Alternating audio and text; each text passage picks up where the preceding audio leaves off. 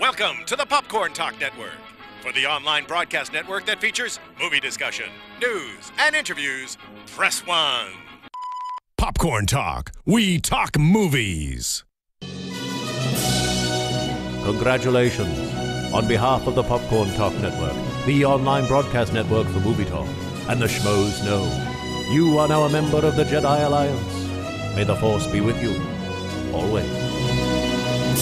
Hello, Star Wars fans. Welcome to the Popcorn Talks Jedi Alliance, a celebration of the greatest saga ever told. I am one of your hosts, Internet Soapbox Mark, with Joseph Scrimshaw, and this is the beginning of a new era for the show. Indeed it is. Indeed it is. Mark and I are going to be co-hosting for now. Try it out, see how it works for us, see how it works for you. But we want to acknowledge the new era, don't we? Of course. Yeah. So if you're a longtime listener or watcher of Jedi Alliance, you'll notice a Ken knapsack-shaped hole in the show today.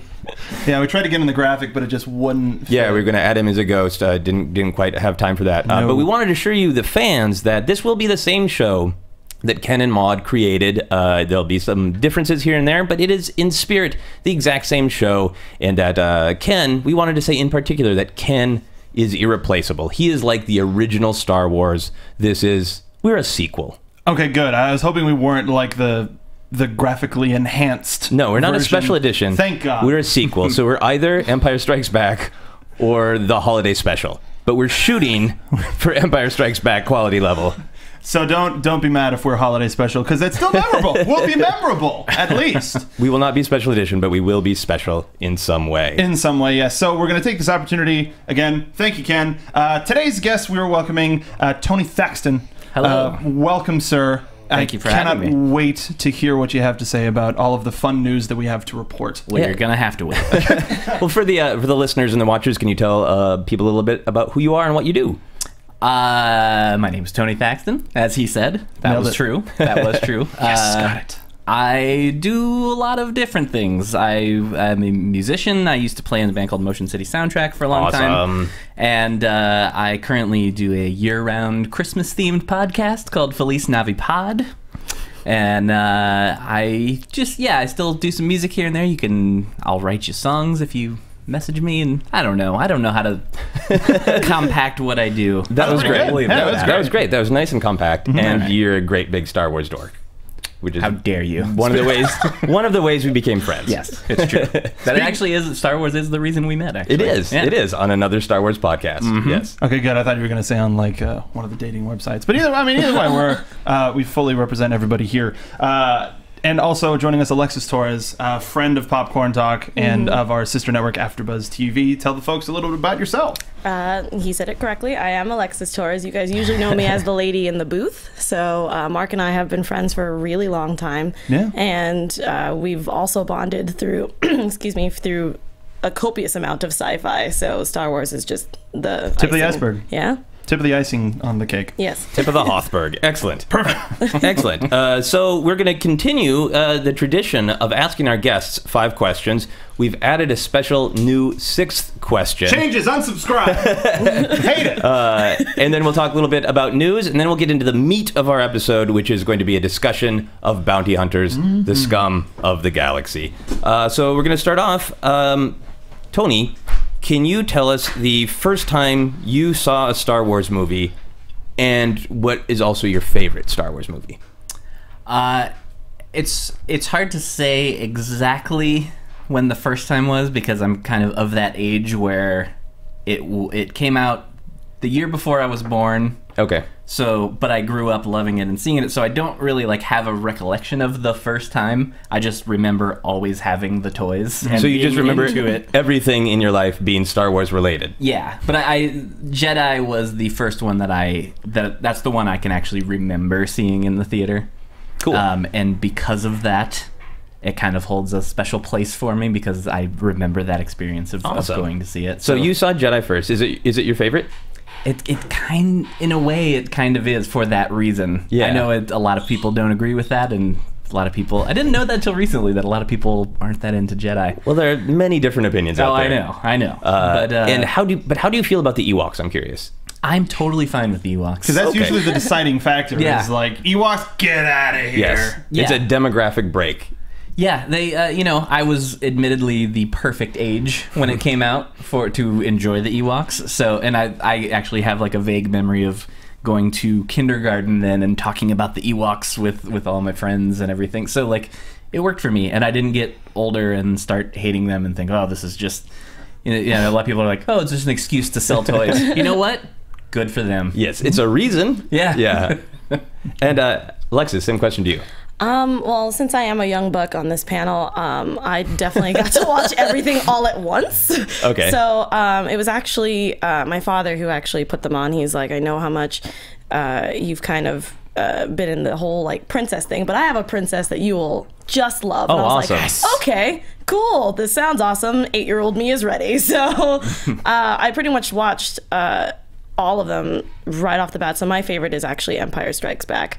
And it opened up a whole new world for me, and I pretty much just everything after that was I just became a sci-fi nerd after that. That's what pretty much gave me the launching pad. So Princess Leia took you by the hand and led you into a whole life of dorkdom and sci-fi, and awesome. That's just the relationship I had with it. So it's a beautiful story. Would you say that she's your favorite character? Who would you consider your favorite character? I'm actually in between R2-D2 and Han Solo is actually my favorites right there. You're between relationships right now. I'm in between. It's complicated. It is very complicated, and you don't even know. So what pulls you to...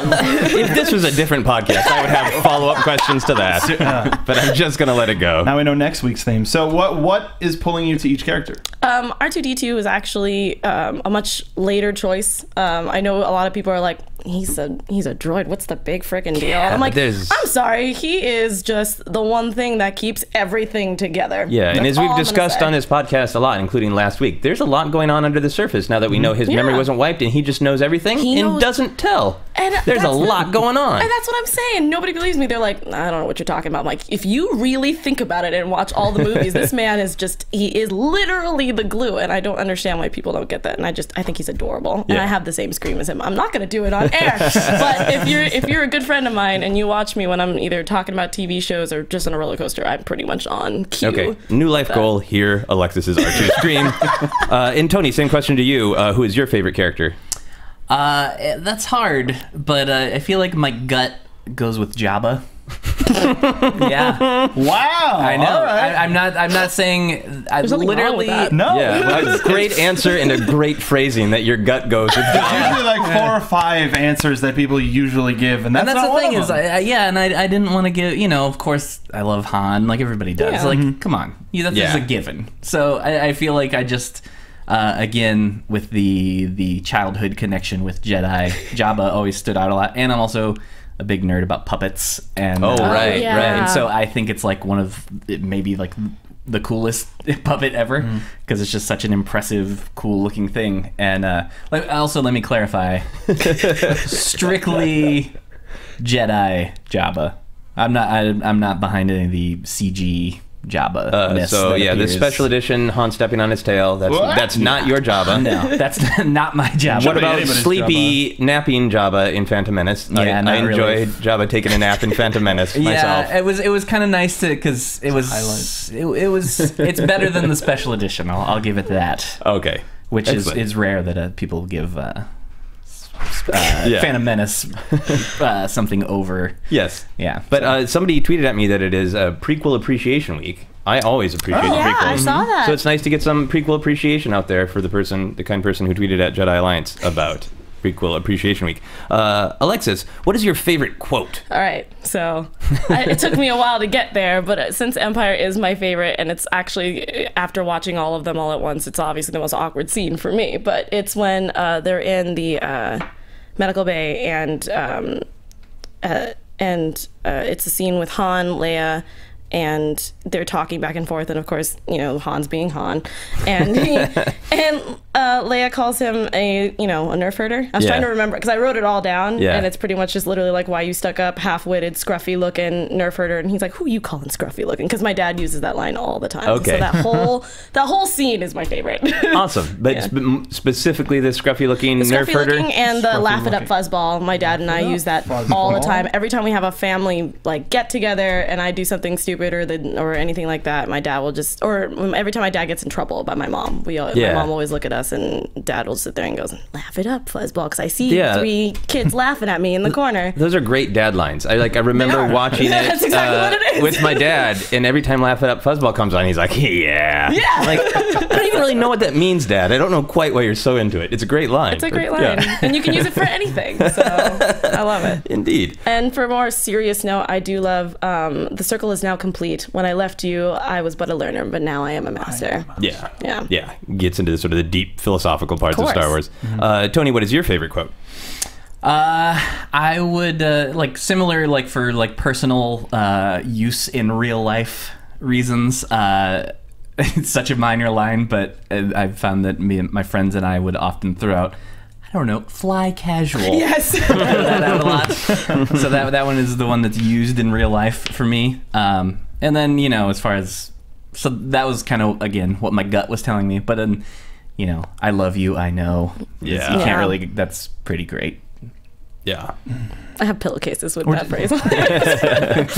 Now, one of the main, of course, facets of the Star Wars universe is the Force powers. Tony, what would be your favorite Force power of choice? I think it's got to be the, I don't even know, I feel ashamed that I don't know what you technically call this, but just, you know, if I want to grab that toy right now and just... I think it's generally the pull. Yeah, force pull Right. versus the force push. Yeah, telekinesis. I'll take a pull over a push. I think that is a very good answer as well. We got a new shirt. Could I also add a "not my Jabba" shirt to the with the Phantom Menace Jabba? Absolutely. On it? Yeah. So you would my special money. edition. pull Return of the Jedi Jabba to you and push away special edition Jabba. Yes. How about you, Alexis? Mine was also Force push pull and also Force lightning. So just most of them. Everything. Like at that whole point, Jedi the part whole of it? just Take it. I want all of it. It's hard to pick one. They're all really good, to be honest. But I think mine would be Force lightning more than anything. Has anyone ever done a parody of Greased Lightning to Force Lightning? I wouldn't doubt it. Yeah, It's I thought of probably out there. Googling that just the other day, and I decided, it's there. I trust in the parody force. If someone tweets that to It's me, there. I will love them Trust forever. internet. Yes. Yeah, if it's not out there, I might have a project ahead Please. of me. Yeah. Okay, and this is the 5th question of the traditional 5 questions, but there will be a 6th, so save something for it. Revenge of the 6th. Revenge of the 6th. Tony, would you turn to the dark side? Yes, but just for the red lightsaber. Just the aesthetics. That was actually going to be my answer, except I said, if there's cookies, though, and I get a red lightsaber, done. I'll sign wherever I need to sign. So you would turn to evil Alexis based on the promises of a t-shirt. Yeah, pretty much. Do you think you could trick your way to it? Do you think, like, you could get them to think you're turning, but you're just, you know, you're pretending because let's say I'm just putting on a long con, so that I can get that red lightsaber as soon as I get it. Boom. Right. So you guys are kind of treating the dark side like maybe sort of becoming members of Costco. Yeah. Like maybe if I could just get discounts on mayonnaise, I just need the but not coupon go all in. But it's a lifetime of mayonnaise. Evil red Force lightning mayonnaise. I'm simply trying to explore my options right now. Is mayonnaise testing force the water. sensitive? I think everything I is. imagine so. I would think Okay. so. All right. Okay. Pull mayonnaise. You can push mayonnaise. Jedi Master Miracle Whip. That sounds deadly on its own. Just saying. That probably exists on the internet too. But there's a lot of we've talked about this before in the podcast too. With a lot of the Clone Wars characters, there's a lot of sort of more ambiguity. It's not just good and bad. You know, the characters like Asajj Ventress, she knows all the ways of evil, but she's not fully evil. So you guys would want to be like that. You'd want to be able to do some of the tricks. I'll get more into that when we start getting into our bounty hunters. But yes. All right. And All right. for our 6th question that we added, because we kind of talked about it last week too. Will you cry while watching The Force Awakens? Is that even a question? Yeah, Yes. right here. It's on the sheet. I'm reading it. Will you cry? I was already bawling at the fact of the trailer. I can just imagine what's going to happen when the actual movie comes out, and I'm sitting in the theater ready, holding my little Ewok So dolls. your little Ewok dolls. Will you cry before the film even starts? You think? No, it will definitely. It's not going to be the orchestra hit and then just tears. No, I'll have to wait for the music to fully swell, and then it'll probably just be ugly crying. Excellent. Can you tell me where and when you'll be seeing it? Ooh, I don't even know yet. Okay. Yeah. Send me a message. I would love to go, like, if I know that midnight screenings are not really midnight anymore, but I would like to do that. But since I do work here in the studio, it's going to be kind of rough. All hours of the day. Yeah. This is my life. So. How about you, Tony? I don't know that there will be crying, but I know there will be lots of chills. Yeah. What would it take to push you into full tears? Like, what would have to happen in The Force Awakens? Maybe like just a quality, unexpected death scene or something. Okay. An actual something to tug at the heartstrings a little bit. Yeah. Like maybe Jabba dies. Oh, don't even. Why would you say You've that? got a full show. We can't break him now. Jeez. I might change the sixth question to, can I make you cry about The Force Awakens right now? Will this make you cry? Excellent. So those are the 6 questions. Thanks, guys, for doing those. Now we're going to move into news from the HoloNet. So we're going to kick around some news that's out there about Star Wars. One of the things that's been talked about for a little while right now, but there's getting more heat around it, is that there's rumors of Netflix live-action Star Wars shows. And that's literally all of the news that there is. Yes. I keep seeing more headlines that have a little bit more reasons for the rumors, but there's nothing actually like substantive there, right? Yeah, well, with Disney's success from the Daredevil show, and I think they're pulling everything out. I think also Clone Wars is doing great numbers on Netflix too. Cool. That it's kind of making them go, well, we can do a live action series. There's no news on what era it would take place in or really anything, but it's just like, if this works with one thing, it'll work with another. Let's go. Let's try it. Cool. So I guess the question for us here on the panel is, do we want that? And if so, what do we want to see in the live action shows? What kind of era, what kind of characters?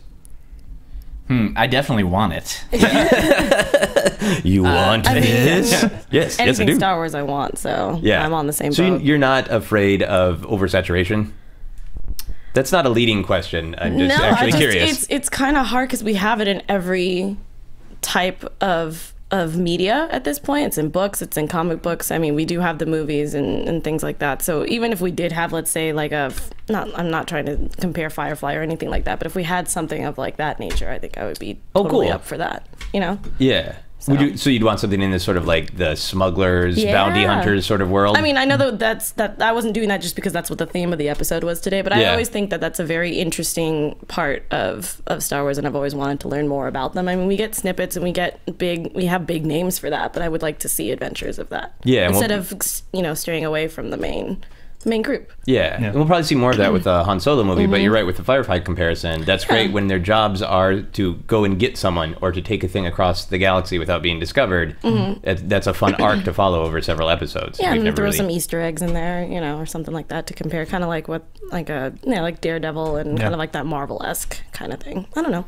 I thought it'd be cool. Yeah. I mean, we talked about the Jabba the Hutt movie possibility, and to get like a long extended series in like a Godfather format, I think that would be just fun. But of course, a lot of people, I think this would be a good place to put an Old Republic storyline, just serious all the way going back to either Knights or the Old Republic MMO, and just get some canon when it comes to those old games. Yeah, that'd be really cool. In a new form. Yeah, it'd be cool to use characters like the Hutts or other new aliens who live a long time and kind of connect the series over. If there was different series, like somewhere in the Old Republic, somewhere in the more current modern area, connect them with a character that's been alive for all of it might be kind of a cool thing. Yeah. Do you have things you want in particular, Tony? I'd like a Cheers style show at the Mos Eisley Cantina. No, but serious. I was actually more Jabba, like that, like he was saying. Like I feel like some sort of thing. I don't know what it would be, but something kind of focusing at Jabba's palace. Yeah, how do you make the that inner active? Workings of, I don't know. Yeah, that's not my job. How do you personally, Tony Thaxton, make this act? No, there was a joke that Mark Ellis of Schmoes Know made, I think on Friday, about wanting a Cheers sitcom based on Mos Eisley, and some fans sent in some good graphics. That sounds awesome. I suggested the title "Sorry About the Mess." That to me sounded like a great sitcom. That'd be awesome. I'm just rehashing all kinds of things that I didn't know were already out there today. I apologize. No. The internet. That's part of what Star Wars is. It's reaching back to the old and making it new. Yeah, which hopefully they would be able to do with a Netflix series. And hopefully we'll hear more about this a lot sooner than later. Maybe D23 they'll be like, we're thinking about it. Yeah. And we're not live today, but if you're on Twitter or Facebook and you have thoughts or opinions on what you'd like to see, feel free to let us know. They've been talking too about. I remember hearing a live action show after Revenge of the Sith came out, like, because then they were saying there was going to be an animated show and a live action show. Yeah, and that gets covered really well in How Star Wars Conquered the Universe. Great book by Chris Taylor. It discusses a lot about how it just sort of spiraled out of control in the scope of it and the budget of it. So it didn't happen, but Netflix now seems to have all of the money ever. Right. Just keep as many sets as you need from Force Awakens, if anything, and just have props that you might recognize, like a sort of a next generation props showing up in the original Star Trek series movies, sort of a thing. It's rhyme. It's like poetry. Another piece of news that we heard about a week or so ago is that the Star Wars saga is going to be immortalized in little golden books. If you had any of these in your childhood, we're going to get all 6 movies represented. We got 2 of the covers up right now, Phantom Menace and New Hope. Very interesting to see how they're going to do the battle in Mustafar. Yes. Okay. I think that was my initial thought. Was that your first thought too, Mark? Nah, just like looking at the cover of the 3rd movie, we're just like, no, but this all is terrible. Yeah. This is terrible. Well, even the cover of Phantom Menace, if you're watching on YouTube, you can see. I think we flash it up on the screen. Yeah. It is, Darth Maul's got a kind of a Satan thing going.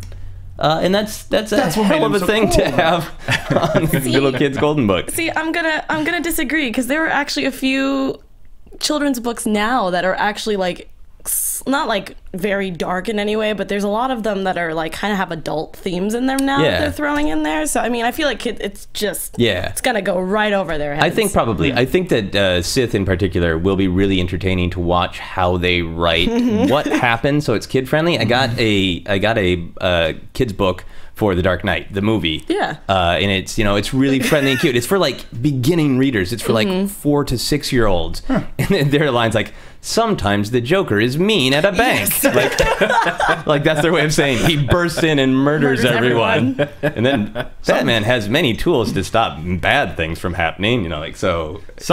Sometimes senators create life out of nothing. Yeah. Obi-Wan told Anakin not to jump, but he didn't listen. I think your goal is to make me cry by the time of this episode. Listen to your parents. And Anakin was very mean to the younglings. Yes. And Anakin was very mean to... I think that might just get edited out. That's my guess. I think a daring prediction. Tony, did you read these little golden books when you were a kid? I think so. It's definitely like familiar seeming, but I don't have like super strong memories of it.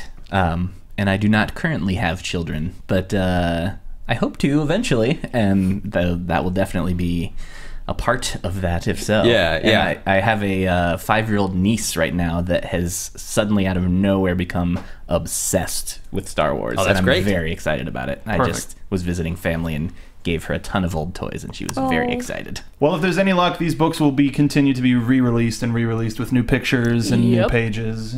Yeah, absolutely. That was a special edition joke that just swing and a miss. All right. Yeah, that'd be great if there were special edition ones with like pages just sort of forcefully jammed in, like stapled in, like off a little. Some bit. of them work, and some of them are a little. Right, fair enough.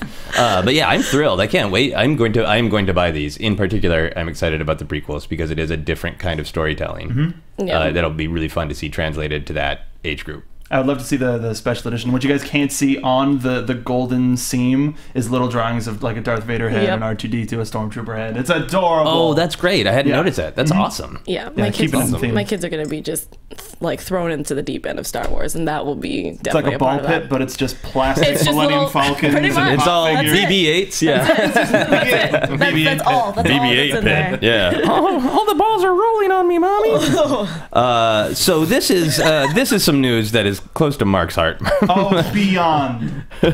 Mark pointed it. This isn't really news. This is just kind of something shocking that needed to be said aloud, right? Yeah, 100%. Once I saw it, I audible just like, What? Yeah. So there was an article that Michael Jackson apparently, this is from Ahmed Best, who played Jar Jar Binks, that Michael Jackson wanted to be Jar Jar Binks. I knew of this. I read about that also. So did you guys read this recently, or is this something that somehow escaped our attention? This is a recent revelation, This is right? recent. Ahmed Best came out recently, within like past 2 weeks. No, Yeah, I read it known- last week. Yeah, I've heard not rumors, but I've heard like talk about that when he passed away a while ago. That when just random stuff was coming out, that was a thing. And I was like, huh. It seems to me like an urban myth, like something that would absolutely be said to like trick your friends. Exactly. So I was kind of like, oh, I could see him wanting to do this because he kind of just he loves everything about anything space, obviously from but I mean, Captain EO at Disneyland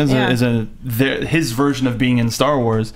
This would have changed everything. It really would have, because it's so bad now because anytime he talks in the movies, I hear Michael Jackson's very soft voice. Oh, really? That's it's the so first funny. thing. Yeah. That's, Okay, Day. yeah, like it's so ridiculous thinking about it now. But like that's it. I can't get it out of my brain forever. There's a after every word. Maybe having a life, Dad. Oh, that's cool. So do you guys think, can you imagine a world where, so he wanted to use practical effects, he wanted to put makeup on, claiming it was kind of like the zombies in the Thriller video. I'll give him credit for that. Yeah, do you guys think that would have been better if it were not only a practical costume, but Michael Jackson in the practical costume? I mean, Best reaction. I'm in the middle because I mean I feel like it wouldn't change Jar Jar's I don't know the word for it, presence with the Star Wars saga, but at the same time I feel like it wouldn't be as made fun of because Michael was a part of it. Yeah. It's weird. It's a very weird relationship. I don't have like an actual opinion about it. Yeah. It's kind of weird. I think it would have been way too distracting. Yeah. Like That was George's reasoning. Yeah. Was he would have been super just, oh, look, it's Michael Jackson. Yeah, Yeah. and Yeah. like he's one of the most famous people of all time. Yeah. And to suddenly then throw him into a Star Wars movie, which is generally not like huge stars in them. Yeah.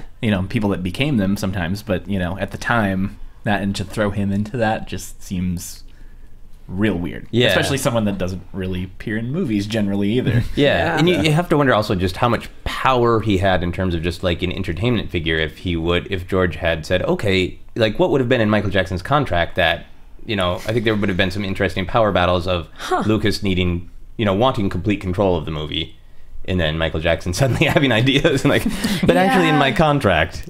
Well, that's the thing is with Captain EO, he had his bare requirement of being on set when he was shooting. So he had to stand in for every rehearsal until the 2 takes that they did. Oh wow, to do the thing. I didn't know that. So he Yeah. was like a one-take Charlie kind of guy. And he nailed them. He did all of his rehearsals and everything away from everybody, but when he showed up, he did his job, did it. It was a couple days shoot, knocked it out. So that's the thing is if you think about how much Jar Jar is in the movie, Yeah, that would have been really how...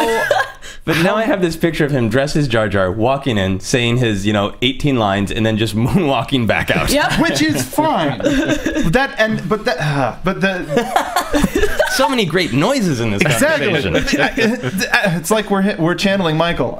The thing about it is, with him being practical, that would have to make all of the Gungans practical, and that would have totally Right. changed the final battle between the droids and the Gungans, because that was Absolutely. essentially a video game cutscene. Yeah. And that alone is like that. Yeah, that it's would've- mind-boggling. Could have been even better. Could have changed the direction of how much practical they use versus how much digital. Right. Affects the Clone Wars or Attack of the Clones. Excuse me. Yeah. But I would have loved to hear Michael Jackson say, "Dello Feligits," and then just It go would've into a been great. long political diatribe. Yeah, been beautiful. One other thing that in the news. Oh, I'm sorry. Do you have a Jar Jar No. thought? I was just I was now thinking about him being Captain EO and everything when he also did his horror movie One for Ghost. That also was not all but it was mostly practical effects and makeup and stuff like that. But apparently he he was actually more on set for that one. Okay, because it he's was more mostly present. him. Yeah, so I kind of get that. But at the same time, he was kind of even when his tour came out, that he was kind of yeah, we need to we need to do this as much as we can, but in one day. Yeah. And I was just like, yeah, that's gonna suck for everybody. So, Yeah. but yeah, I just wanted to throw that out there. Yeah, that's a great level of fame where you're just like, no, I come in on the last day and knock it out. I'll do it on the day. And he nails it every single time. Yeah. So I appreciate you reminding me that Ghost existed. Right? If people haven't seen it, You should go it's see it. bananas. Yeah. It's great. Awesome. One other thing that a person tweeted in, Mark, do you hear the J.J. Abrams quote or interview, I guess, on The Daily Show, that he hurt his back trying to save Harrison Ford's leg? I did hear that, but that's all I heard. I didn't hear any sort of an explanation of the story. I think just that he was trying to lift whatever fell on Harrison Ford's leg off. So I just wanted to ask you, if you had to break your back to save Harrison Ford, yes, would you? Yeah, okay, that's what I thought. All right, and that's it from News from the Holiday, right? No, seriously, like, hey, we're in the middle of shooting. If you don't get this off of Harrison, we're either going to delay the movie or we'll have to cut a major portion of him out. Can you? I'm already there. It's like a cartoon where it's like a smoke outline, and I'm already dashing and just throwing it off. Yep, just cut me in half like Darth Maul. It's fine. You need my leg? We'll get it done. Whatever. Yeah. Take my leg if you want it. It won't match, but I mean, it'll work. All right, and that's News from the Holonet. Fantastic. The main crux of our show today is something that you aptly titled, Joseph, Bounty Hunter Bash, where we're going to be talking about all things bounty hunter. We're going to start with a series of questions about the pre-existing bounty hunters, and then we're going to go into a fun little build a bounty hunter sketch. Oh, geez. So we're going to start with, let's start with Alexis. Oh, why? Who is your favorite bounty hunter and why? This is okay. So were you going to say this is a really hard question? No. Well, yes, and also that the fact that I'm going to preface this now because of the fact that I had a really hard time picking and doing the whole building and all this kind of stuff. I did a lot of research, so good. That's why I have my computer, because if you could see my notes, it's all over the place. But for a female, I picked Ventress because she's just a bad A, and I love her. But I had a hard time picking between Cad Bane and Bosk for my male bounty hunters. What's the toss-up for you between Cad Bane and Bosk? I mean, when I pick a bounty hunter, I pick the fact of if you're... I know, weird, right? Weird question. Not something I would ever say in my life. Who do you pick between bounty hunter A, B, and C? On Tuesdays when I have to pick the bounty hunter. I mean, it just depends on the day of the week and who I want on my hit list. But no, I mean, for me, I feel like if you can make my hair stand up by just your presence, that's usually a big factor for me. Yeah. So, I mean, obviously, Boba Fett will always be up there for me, but like to take him out and actually pick somebody who's not like giantly famous, those three are pretty much my top. Yeah, and I think Cad Bane is really rocketing up there. Yeah. Very much all of the polls and fan opinions. His presence is just his very first line when he shows up on that last like hostage crisis episode was just like, wow, who is this? I need to know everything about them immediately. That's exactly how I felt. I think he's a great example of what I think Star Wars does well is, again, something familiar, but with a really new twist. Adding that sort of sense of kind of Western edge to him really gave him a new twist for bounty hunters. And I liked that it was an alien that we had seen before. Yeah. We had never really gotten any sort of... We just have seen them in the background, and it was... I feel like they haven't really done much of that before. Right. Made a really small background alien a major character. That's cool. How about you, Tony? Same thing. Was like I feel like I can't pick Boba Fett. It's too obvious. Yeah. But I'm also kind of I'm hopping on the Bosk train. It's a scary train. You don't want to be on that train. On the Trandoshan train. Yes. Yeah, and literally, I mean, I think it's just because I've always just thought he was cool looking.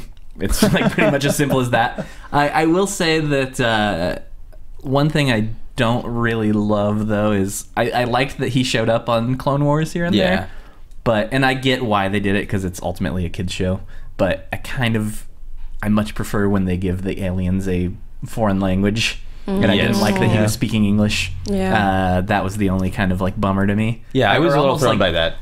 Or just keep him silent somehow, like just I don't know, that would almost be cooler in a way to me. I think I've always thought of him as like similar to Chewbacca, that he would have a series of hisses and snaps or whatever. Yeah, very guttural. Agree. I like that. Not snaps like two snaps, but oh, he's mad.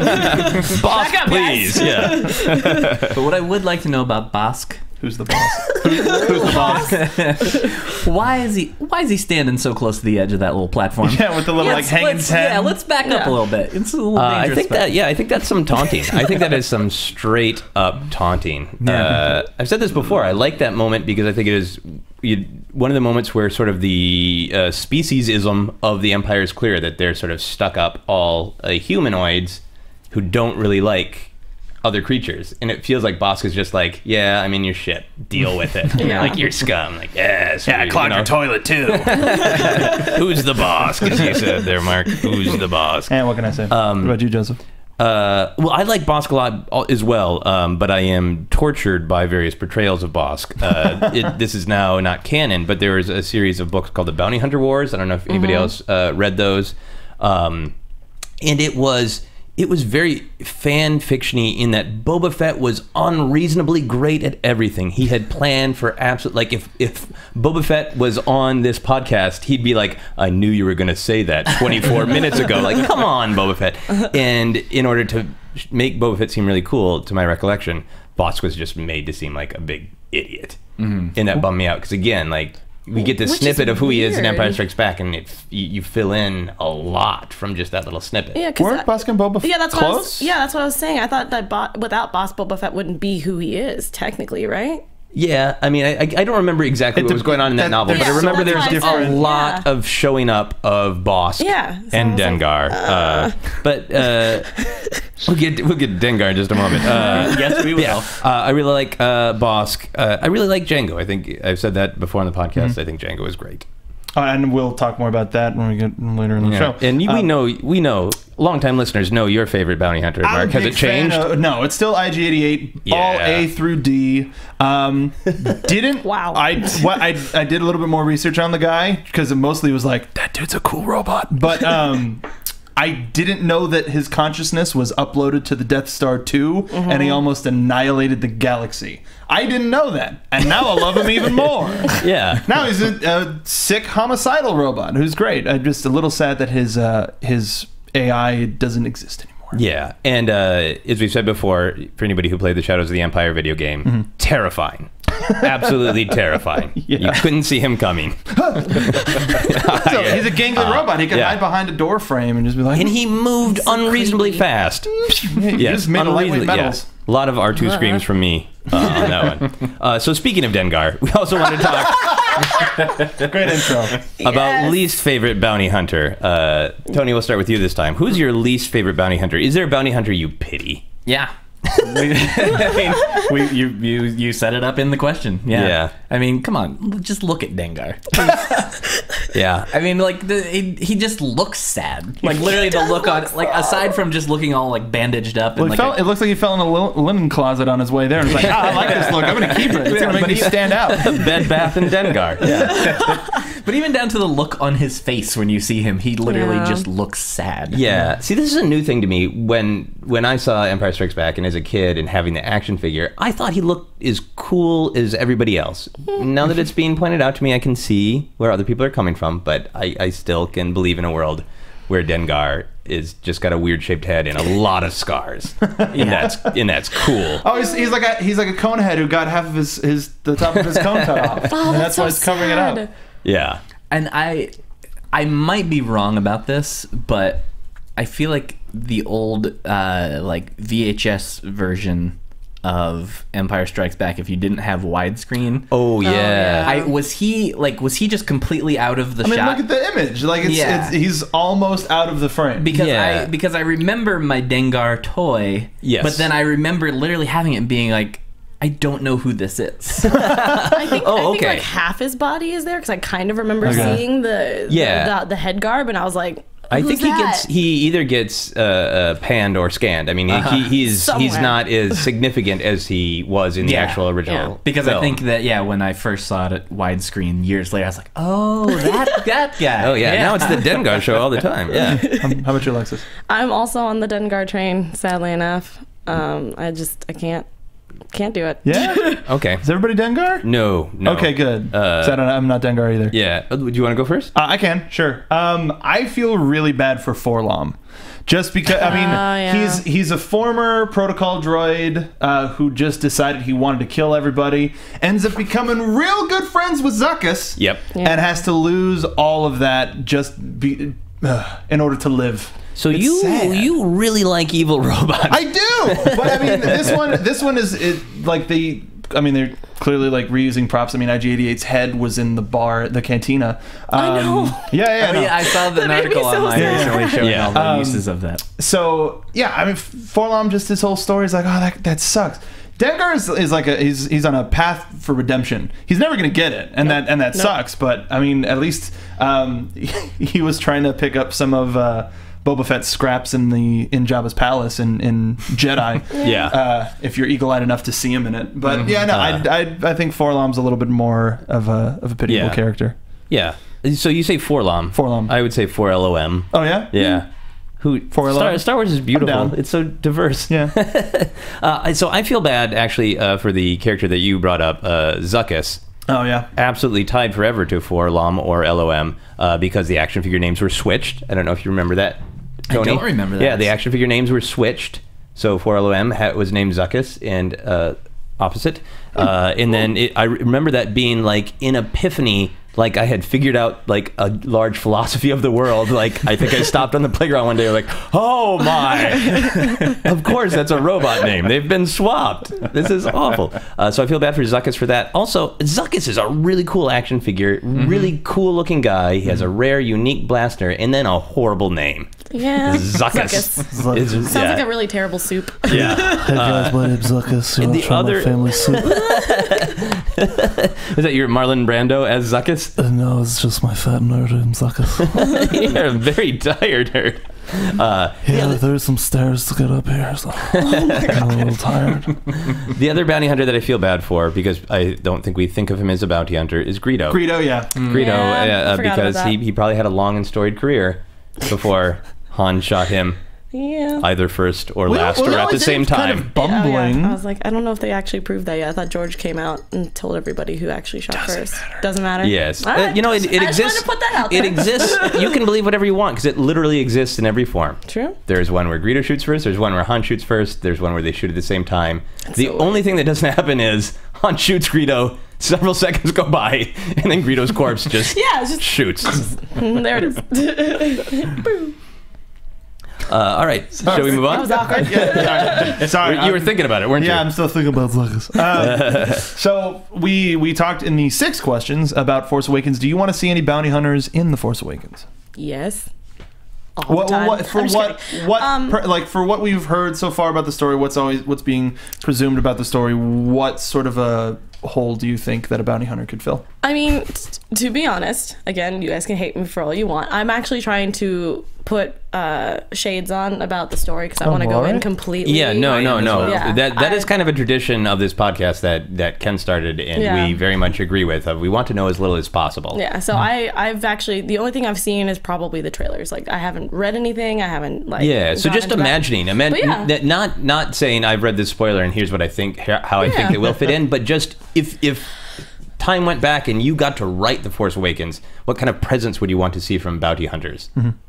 I would probably want someone who's just like, we have Boba, but I want someone who's just like on a different playing field, who's so dangerous that it's like every time they come on the screen, again, this is just a theme I have, but every time they come onto the screen, you know that something is going to happen and it's going to be bad. Like something like I was trying to remember her name, Aurora? Or Singh? Yeah. Like, I would like someone who's like her. Like, everybody knows that she is a dangerous person, period. Yeah. And I would like for that same kind of presence to happen, whether it's female or male. I just want someone who's so deadly that you're just like, okay, now I'm afraid that I don't know what's going to happen to this character. So a little of that sort of Darth Maul energy from episode 1 where it's like, this is a problem and we have to deal with it. Everyone else run away. This is a problem. Exactly. Yeah. That's exactly who I want. Just a real good baddie. Yeah. Right. Yeah. That's what I want.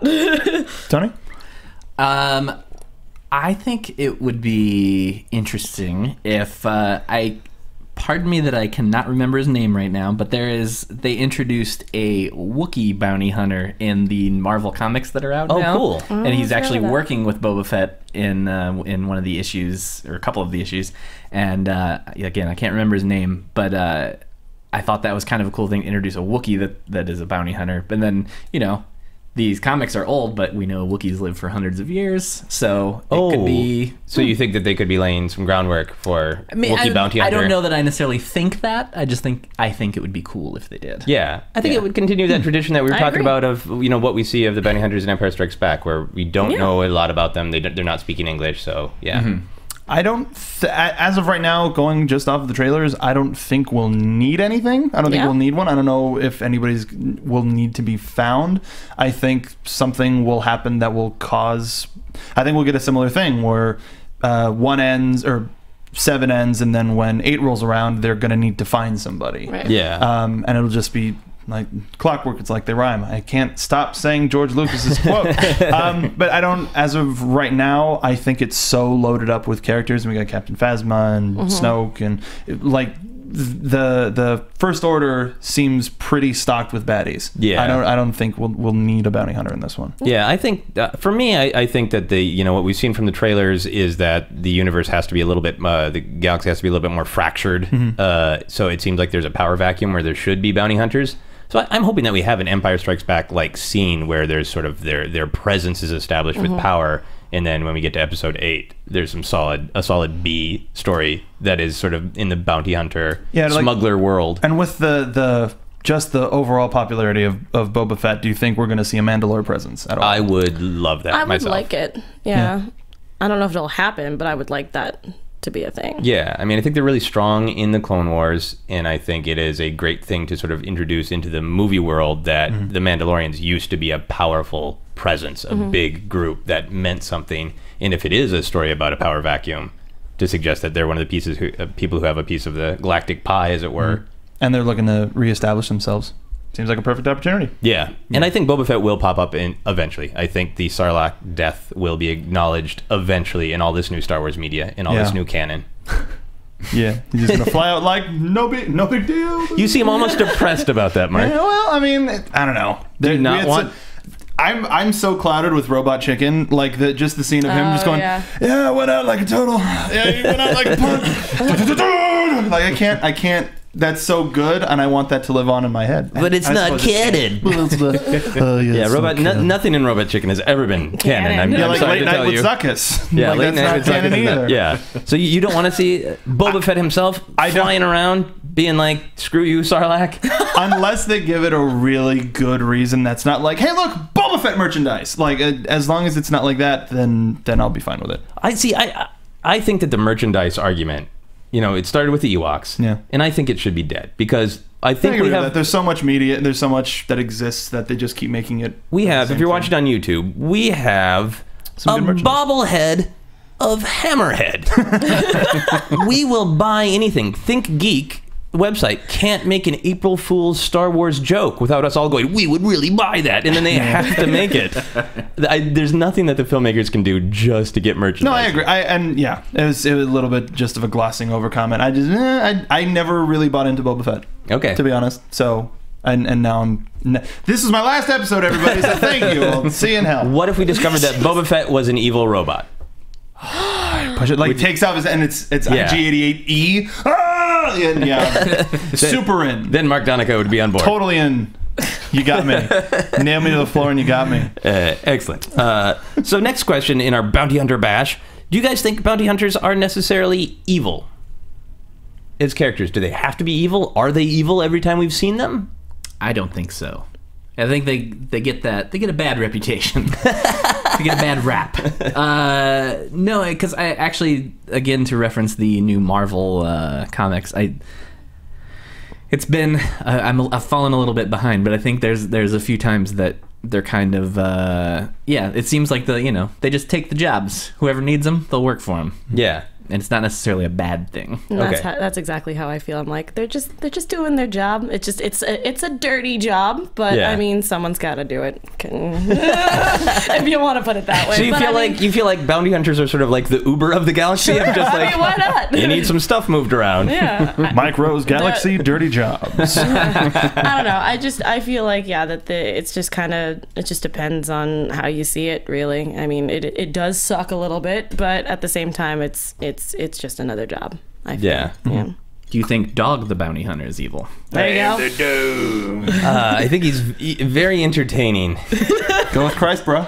Do you think we'll see him in episode 7? Can you imagine? Maybe in the background. Yeah. That would be so funny. I think in the special edition, where they just add weird people to the background. And he's CG for no reason. I just want, We added CG Dog the Bounty Hunter for merchandising. I would just love to see an alien with just his little crispy little golden locks on. I just think it'd be really funny. Yeah. Remember that he's the head of the new Jedi Council. Yeah. Yeah. Oh my god. Do you think the bounty hunters are always evil? Do you like that some of the characters seem to have some emotional gradation? I do. I mean, Go back to Zuckus. I think like he wasn't he and Brain.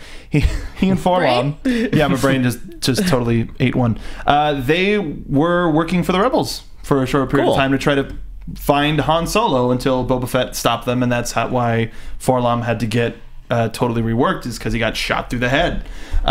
So I don't think so. It's more of a question of job too. Cool. So were you a long-term fan of all of this expanded universe on the bounty hunters? Because it sounds like that's close to your heart. I found out a little bit more within the past couple of months. Just once I started doing the show regularly, it was like, there's a lot of characters that I don't know a lot about. Yeah. And one of the biggest helps is a Star Wars channel called Star Wars Minute.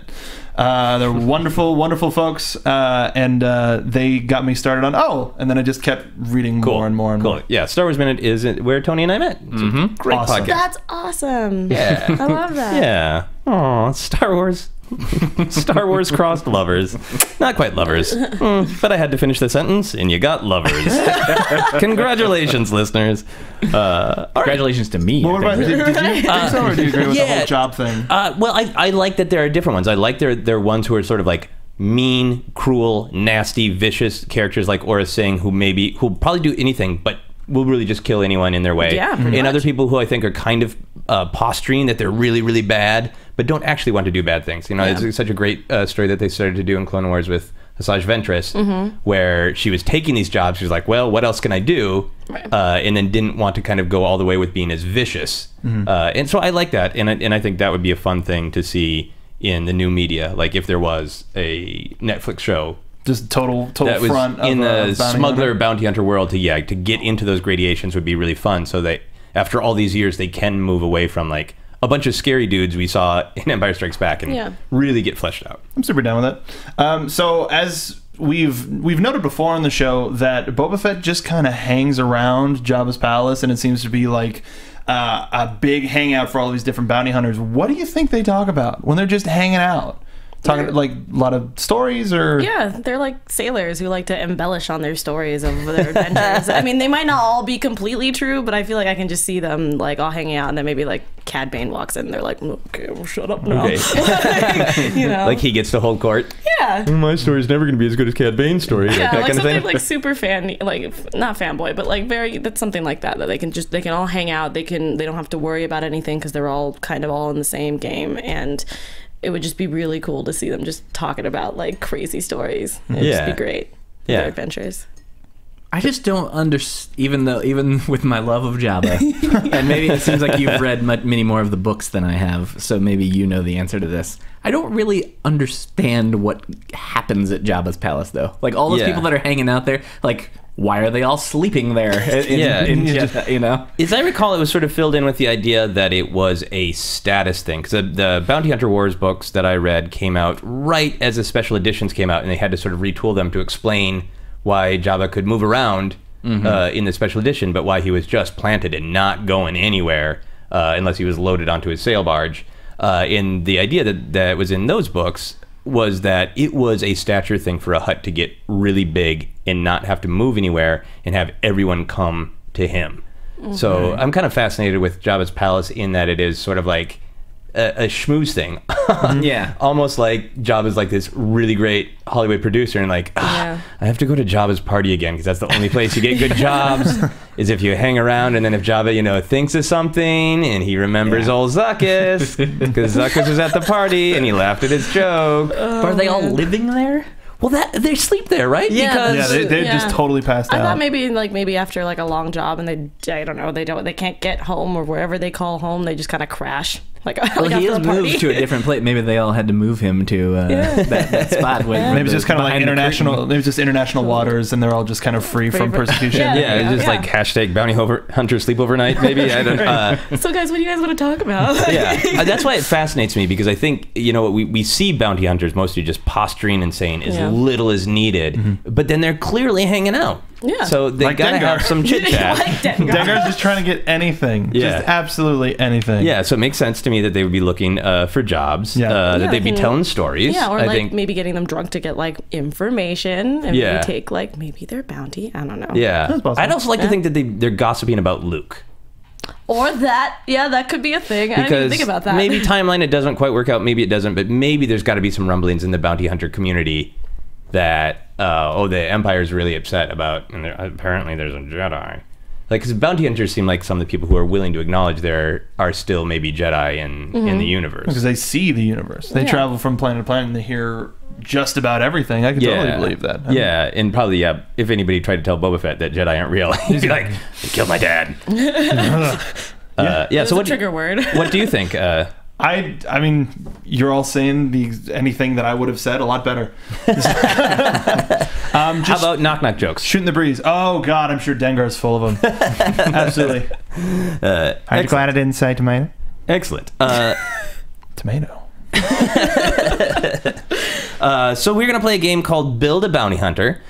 So, Alexis, it sounds like you already gave this some thought, but we're going to make you go through your thought process in front of the audience here. That's fine. Tony, we broke it down so you guys could build them. So we're going to build up your bounty hunters. We're going to learn who they are bit by bit, and then we're going to decide quickly who would win in a fight. All right. So, Alexis, you've already thought about yours? Do you just want to... Oh, no. I went all out. Okay, let's do it. What would the alien species be? Twi'lek. Cool. And I picked that alien species because a lot of people, it was funny because I was talking to somebody about this and they're like, aren't they just really pretty aliens? And I was like, okay, well, hold on. Yeah, whoa, back up.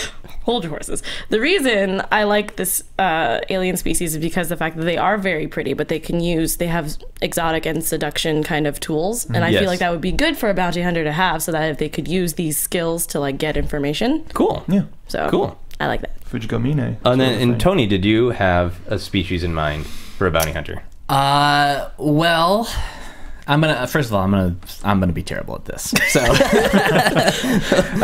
Good start. We can throw some species out. No. I'm okay with most species. I just mean as far as constructing this. Well, here's the thing. If it's a really cool bounty hunter, we and the audience win. If it's a really dumb bounty hunter, we and the audience win as well. No contest. Well, I think, although actually now I said I'm good with the species, but I can't remember what the species is. Whatever species Darth Maul is supposed to be. Because we're allowing any species, right? Yes. Okay. Yes. I am forgetting the name of Darth Maul's. Blanking. Yeah. Let's continue though. Okay. Yeah. Well, but Darth Maul and Savage Opress are of the same species, and Mark's looking it up. Yep. He's on fire. he's interneting so fast, he's in flames. Okay. So then going back to you, Alexis. Dathomirian. Dathomirian? Oh, right. Yes, because the Night Sisters of Dathomir. He's 5'9". Sorry, I thought he was so much taller than that. It's so weird. Sorry. Okay. So what was the next one? Headwear? Yep. Well, Twi'leks they kind of can't wear headwear because they've got those really long, what are those, brain tails things? Okay. So I would just find maybe a cloak or a hood or something like that. Okay. Can't do anything. That's my fault. Tony, what about you? We're going to move through this fast. Yeah, I think I'm going to go same answer. I think he's just cool looking on his own. Yeah, no headwear. Okay, so just horns? Just horns. Horns? Okay. What type of... Maybe throw a baseball cap on there. Okay, yeah, horns and a baseball cap. Now you're getting into the spirit of it. For his little horn. Okay, here's the big question. Wearing it front ways or back ways? Backwards, of course. Backwards. Okay, backwards Nice. baseball hat. Nice. It's a deal breaker already. What about any sort of body armor? I couldn't pick one for her. I just picked a light armor because most of them are usually a just light wear armor. pretty a light. Is it covering? It's covering her whole body, right? She doesn't need to do the it's dumb. not like a typical RPG where it's like, oh yeah, this is her armor, and it's that small. Yeah, none of the dumb boob armor. Full body armor. Full body armor. It's just very light. Oh, any sort of color or pattern? I was trying to remember what crap. Probably go for something that Ventress probably wears. I mean, it's kind of hard because darker. she's So she's red, very black. dark and red and black and a little bit of gray in there. Cool. All right. Tony. Yeah. I'm gonna give him some Gamorrean guard armor. Ooh. I got chills So when you said that. exotic. Yeah. What sort of a blast? Any blaster weapons? Okay. I went a little crazy. So I picked a disruptor rifle or a disruptor pistol because they're so deadly. Okay. Nice. Super down. A rifle or a pistol? I think I'll go with the rifle. Okay, rifle. Nice and long. Nice. And Tony, how about you? What kind of blaster? Yoda noise. I don't know how to answer that. Well, what sort of weapon in general were you thinking about? Yeah. Can we go lightsaber? I know that Sure. seems like Well, the judges? Sure. Sure. answer, but we've seen it in the. Well, yeah, in we'll the decide past. whether they can use it well or they're just going to cut their own baseball hat off. Hey, I mean, you could Turns use it into as a a I was weapon. kind of throwing that in the vein of Asajj Ventress and Okay. things like that, you know. And let's just jump right to their ship. Do they have a cool ship or a cool animal they ride? Ooh, I didn't even think about that. I don't know. If you could see a Twi'lek ride anything. It could be anything. Prune face. Good answer. Yeah. Ori Marco. His name is Ori Marco. We'll go back to Tony. Yeah. Think for a second. We'll go back to Tony. Tony, any particular kind of cool ship or animal steed? I would probably go with some sort of slightly modified speeder bike. 'Cause Okay. I'm a big fan of the speeder bikes. Oh, yeah, All speeder bikes forms are of pretty speeder awesome. bikes. Okay, do you want a speeder bike too? Yeah, I'll take All a right. speeder bike. We'll even it Okay. out there. And what is their big motivation? What's their reason for getting into the trade? Money. Money. Nothing Alright. spent. Straight up. Chicks. No Money and glory? chicks. Okay, so Money, and I'll put in parentheses Bees, money, and chicks. blow. money. I'm going to widen it out from chicks to just more sexual desires. Sexual desires. Okay, and finally, this is the big one. Their name. What's your bounty hunter's name? I picked their the Twi'lek language, and I found a name generator, and it was Mocha. See, I went all out. Mocha Samuru. That's what her name is. Wow. Mocha Samuru. That's what I get at Starbucks every time. Right? I was like, that sounds like something I would order. I get so. my name wrong. All right, and Tony. Facts.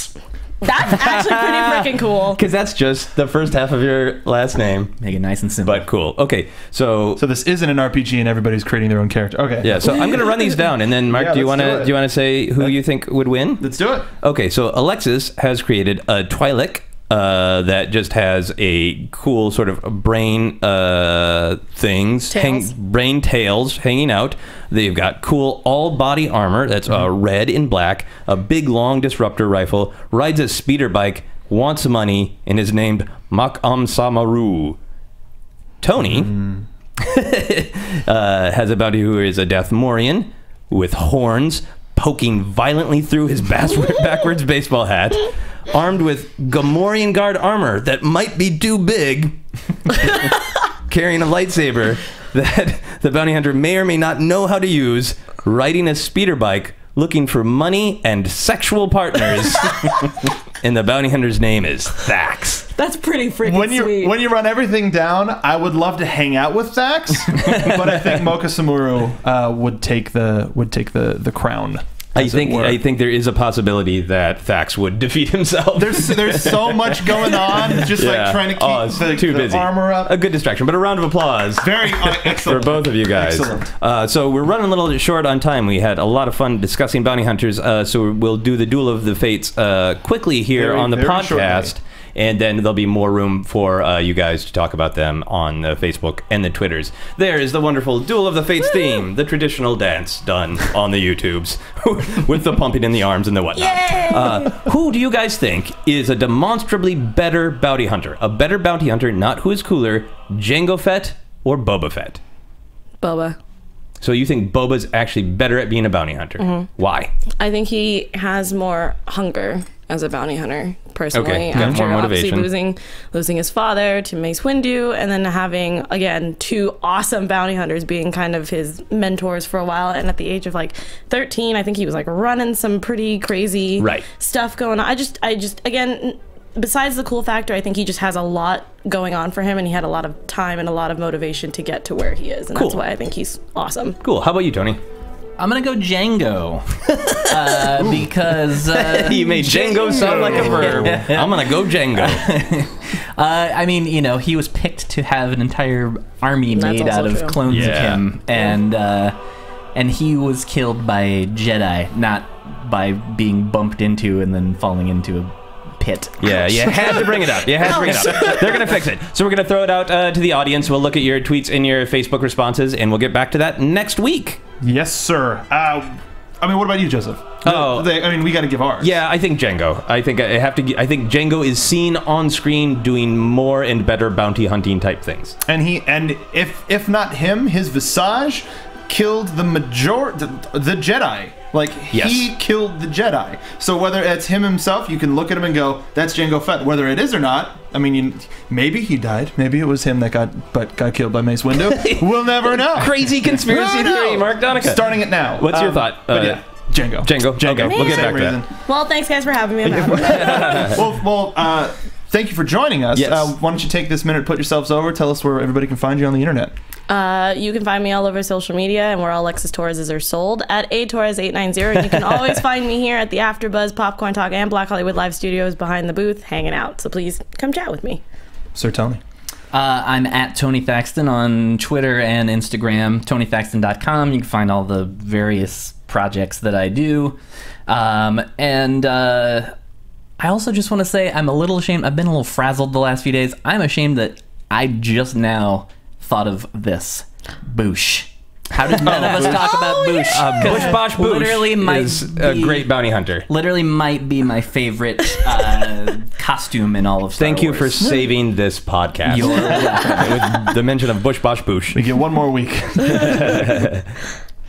What did you, Joseph? We're going down the line. Oh, okay. Well, excellent. You can find me on the internet. Everything is Joseph Scrimshaw. My website is josephscrimshaw.com. My Twitter and all the social medias are at Joseph Scrimshaw. So please find me there.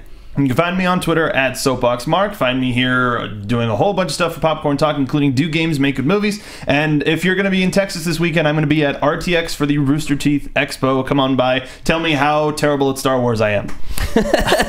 Tell him how positive and great a guy he is. Give him a big hug. And watch the show on YouTube by subscribing to youtube.com/Popcorn Talk Network. You can see all the awesome Popcorn Talk shows there. You can also catch this very podcast, Jedi Alliance, on iTunes, and you can rate and review us there. You can also visit popcorntalknetwork.com to find a nice list of all of the past episodes of Jedi Alliance and handy links to both iTunes and YouTube if you want to both watch and listen. This has been Jedi Alliance on the Popcorn Talk Network. We talk movies. Thank you for listening, because many Bothans died to bring us this information. From producers Maria Menounos, Kevin Undergaro, Phil Svitek, and the entire Popcorn Talk Network, we would like to thank you for tuning in. For questions or comments, be sure to visit popcorntalk.com. I'm Sir Richard Wentworth, and this has been a presentation of the Popcorn Talk Network. The views expressed herein are those of the hosts only and do not necessarily reflect the views of the Popcorn Talk Network or its owners or principals.